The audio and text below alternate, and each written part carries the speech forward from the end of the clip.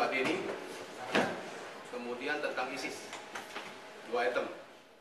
Kepala Divisi Humas Mabes Polri Brigjen Pol Anton Harlian mengungkapkan penangkapan satu terduga anggota ISIS di Malang ini merupakan hasil pengembangan sejumlah terduga anggota ISIS yang ditangkap di beberapa wilayah antara lain Jakarta, Bekasi, dan Bogor. Anton meralat jumlah terduga teroris yang tertangkap di beberapa daerah itu bukan 5 orang, melainkan 6 orang.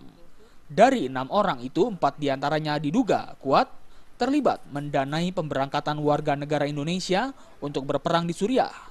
Satu terduga anggota ISIS yang ditangkap di Malang berinisial AHM. Berdasarkan catatan kepolisian, AHM baru kembali ke tanah air dari Suriah. Diduga AHM pergi ke Suriah untuk ikut berperang membantu kelompok radikal ISIS.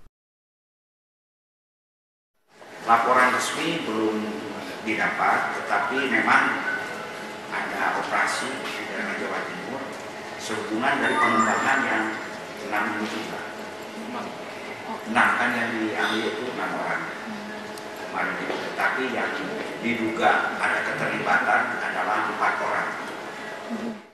Densus 88 dan jajaran Polda Metro Jaya sebelumnya menggerebek sejumlah rumah terduga teroris di Jakarta Selatan, Tangerang Selatan, Bekasi, dan Bogor pada Sabtu dan Minggu lalu.